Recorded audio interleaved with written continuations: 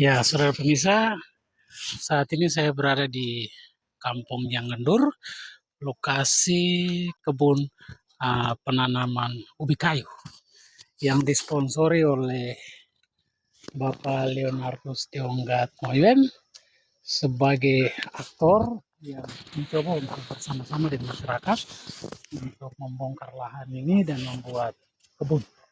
Waktu pertama kali saya datang itu semua ini masih hutan, seperti yang terlihat di sana itu hutan. Sebelah-sebelah ini semua ini hutan. Tapi ketika saya datang dari Thailand, saya bawa pengaruh untuk masyarakat ini mereka terima dengan baik dan langsung kita mulai. Ini sudah buktinya yang kita sudah buat ini. Hampir kita berencana harus 25 hektar ada dalam kampung di wilayah atau tanah lindung. Oh, Yulia, Bereo, Samira, oh, Aiwa, oh, Saiwa, oh, Aiwa, oh, Saiwa, oh, Yulia, Bereo, Samira, Aiwa, oh, Saiwa.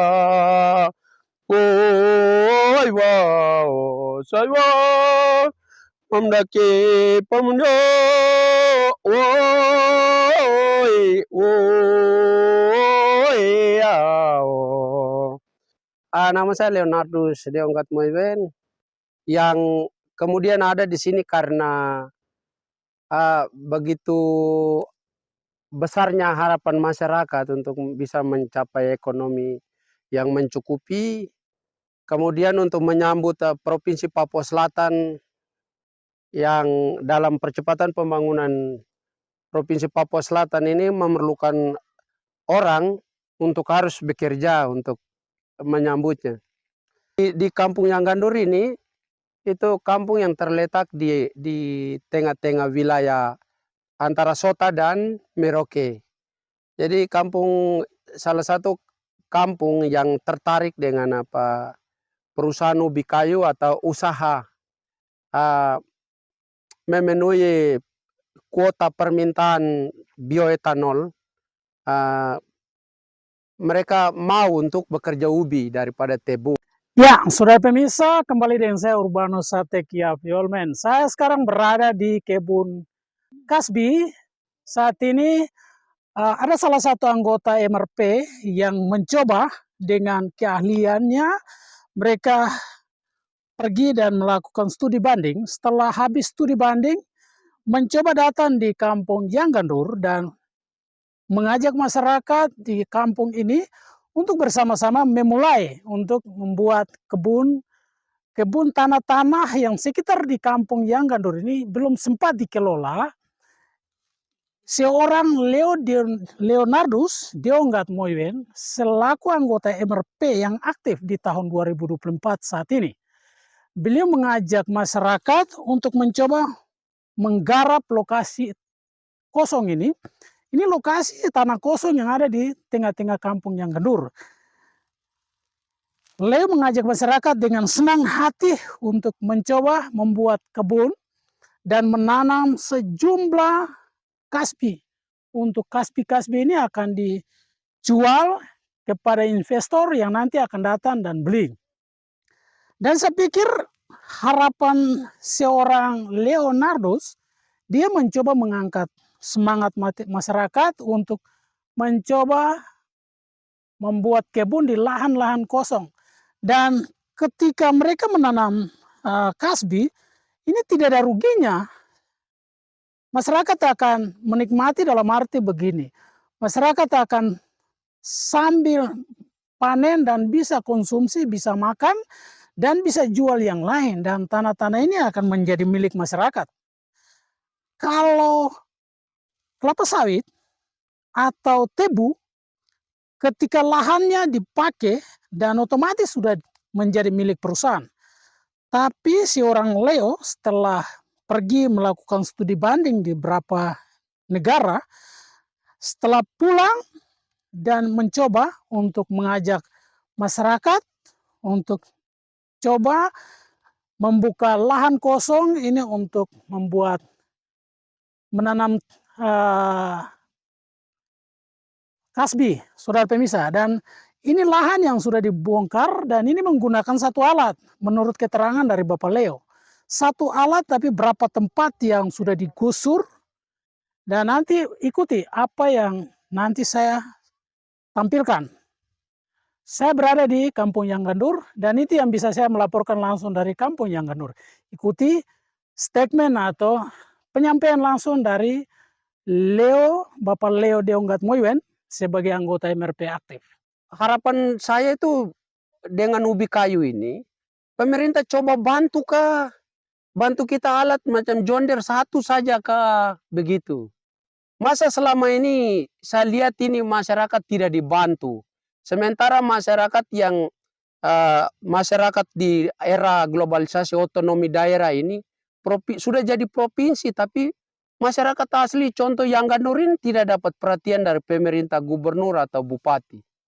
Bupati masih hidup kah atau sudah mati ini? Gubernur tidak ada tanda-tanda perhatian. Ini saya coba buat bantu mereka untuk sampaikan rencana mereka dalam sebuah proposal. Mudah-mudahan bupati atau gubernur dengan kesempatan ini atau menonton ini bisa membantu masyarakat untuk dapat alat satu saja. Kalau takut mereka buat rusak, saya ini dipercayakan tidak apa-apa. Saya bisa kendalikan alat sampai mereka harus bisa berubah.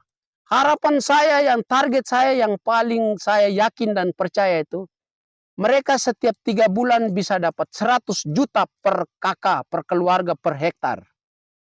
Dengan perhitungan yang semurah-murahnya, harga ubi kayu per kilo 1 kilo. Satu kilo hanya cuma Rp1.000, bukan 5.000, bukan 10.000. Tapi saya sudah sendiri kemarin dari studi banding di luar negeri Indonesia, di Thailand sana, saya lihat ternyata ubi kayu ini bisa sangat menjanjikan, pendapatannya bisa mencukupi kebutuhan masyarakat. Jadi saya mau buat contoh dari Yanggandur, saya harap kepada seluruh kampung-kampung lain bisa ikut contoh dan ayo berhenti dengan kelapa sawit, berhenti dengan tebu, mari kita mulai dengan ubi kayu, makanan budaya kita di saat ini. Kita mulai dengan ubi saja. Ubi juga ada bioetanol, tebu juga bioetanol, tapi kemudian karyawan kerjanya itu nanti orang lain yang kerja. Tapi kalau ubi kayu kita punya tanah, kita yang kelola sendiri, perusahaan tidak beli tanah, perusahaan tidak ambil alih ini kaplingan tanah, tapi perusahaan datang beli ubi kayu hasil. Sama bioetanol juga sama seperti penghasilan dari tebu atau dari yang lain. Begitu. Yang pertama, sudah ada kontrak dengan luar, dengan Jakarta, itu orang yang pembeli ubi kayu untuk bikin makanan pelet. Dan juga untuk permintaan untuk bioetanol dari Thailand dan Cina. Kebetulan kemarin kita ikut studi banding ke Thailand. Lalu kita di sana mempelajari betapa pentingnya ubi kayu ini untuk peningkatan bioetanol, biogas untuk bahan bakar, dan juga dia juga termasuk banyak zat-zat makanan yang misalnya makanan tepung. Karena ubi kayu ini juga adalah bagian dari budaya kita di sini, maka masyarakat tertarik dengan ubi kayu ini. Sehingga kita mau coba ini, kita baru mau coba ini ada sekitar 4 hektar tadi, yang sudah ditanam ini itu hampir 2 hektar lebih. Yang nanti kita lihat selanjutnya ke sana lagi. Jadi tempat ini, kalau mungkin tebu ya tanahnya terlalu kering juga. Jadi kalau masalah bioetanol itu, ini ubi kayu ini sudah jadi komoditas tanaman yang kemudian tanaman yang bisa masyarakat mampu untuk bekerja, karena selama ini dari berbagai jenis program pemerintah yang mereka sudah kucurkan ke masyarakat, program pemerintah itu selalu gagal, mulai dari tanam padi, tanam halia, tanam serai merah, kemiri, dan semua tanaman yang mungkin di kampung yang ini mereka bilang bahwa itu tidak cocok. Tapi kemarin ketika saya datang mempengaruhi mereka dengan ubi, mereka rasa bahwa itu yang paling cocok. Kemudian karena program pemerintah dalam percepatan pembangunan Provinsi Papua Selatan ini, itu membutuhkan merencanakan untuk mempersiapkan pasukan atau permintaan bioetanol yang cukup banyak. Misalnya dari ubi kayu yang kemudian untuk bahan baku itu permintaan kemarin dari Jakarta itu mencapai 5.000 ton, bahkan sampai 10.000 ton. Saya Urbano Satekia Fiolmen. Saya sekarang berada di kebun kasbi. Saat ini ada salah satu anggota MRP yang mencoba dengan keahliannya. Mereka pergi dan melakukan studi banding. Setelah habis studi banding, mencoba datang di kampung Yanggandur dan mengajak masyarakat di kampung ini untuk bersama-sama memulai untuk membuat kebun tanah-tanah yang sekitar di kampung Yanggandur ini belum sempat dikelola. Seorang Leonardus Deonggat Moiwen selaku anggota MRP yang aktif di tahun 2024 saat ini. Beliau mengajak masyarakat untuk mencoba menggarap lokasi kosong ini. Ini lokasi tanah kosong yang ada di tengah-tengah kampung Yanggandur. Leo mengajak masyarakat dengan senang hati untuk mencoba membuat kebun dan menanam sejumlah kasbi. Untuk kasbi-kasbi ini akan dijual kepada investor yang nanti akan datang dan beli. Dan saya pikir harapan seorang Leonardus, dia mencoba mengangkat semangat masyarakat untuk mencoba membuat kebun di lahan-lahan kosong. Dan ketika mereka menanam kasbi, ini tidak ada ruginya. Masyarakat akan menikmati dalam arti begini. Masyarakat akan sambil panen dan bisa konsumsi, bisa makan, dan bisa jual yang lain. Dan tanah-tanah ini akan menjadi milik masyarakat. Kalau kelapa sawit atau tebu, ketika lahannya dipakai dan otomatis sudah menjadi milik perusahaan. Tapi si orang Leo setelah pergi melakukan studi banding di beberapa negara, setelah pulang dan mencoba untuk mengajak masyarakat untuk coba membuka lahan kosong ini untuk membuat menanam kasbi, saudara pemirsa. Dan ini lahan yang sudah dibongkar dan ini menggunakan satu alat menurut keterangan dari Bapak Leo. Satu alat tapi berapa tempat yang sudah digusur. Dan nanti ikuti apa yang nanti saya tampilkan. Saya berada di Kampung Yanggandur dan itu yang bisa saya melaporkan langsung dari Kampung Yanggandur. Ikuti statement atau penyampaian langsung dari Bapak Leo Deonggat Moiwen sebagai anggota MRP aktif. Sehingga saya sebagai masyarakat asli di sini, saya lihat bahwa kebetulan ubi kayu ini yang cocok untuk mereka. Dan saya rasa bahwa ini kemudian ini cocok. Kebetulan ubi ini juga adalah bagian dari makanan budaya mereka. Mereka sudah sangat kenal dengan apa nih ubi. Jadi kita di sini sekarang ini sudah buka lahan ini sudah hampir 4 hektar. Dan mungkin kurang 10 kali 10 lagi sudah 4 hektar. Terus rencana saya itu dalam waktu dekat ini harus kerja sampai 10 hektar untuk percobaan. Tapi perencanaan kita yang dalam top rencana itu kita mau itu di dalam kampung, karena kampung ini juga di lingkungan cagar alam atau hutan lindung. Jadi kita manfaatkan lahan-lahan atau kaplingan-kaplingan yang memang sudah jadi milik masyarakat dan itu untuk mengembangkan ekonomi mereka. Jadi kita di sini bisa dapat itu paling tinggi itu kita bisa dapat di sini itu 25 hektar. Nanti kita cari di tempat lain untuk mencukupi permintaan kuota ubi kayu untuk bahan baku. Menurut persepsi saya, itu saya melihat bahwa ubi ini sebenarnya itu bagian dari kehidupan. Hari-hari mereka selama bertahun-tahun eh, mengkonsumsi makanan ubi ini sebagai makanan hari-hari dan untuk memenuhi kebutuhan makan setiap hari. Jadi saat ini kita sudah kerja begitu banyak, begitu cukup memuaskan karena ada 4 hektar yang sudah selesai hanya cuma dengan alat itu traktor.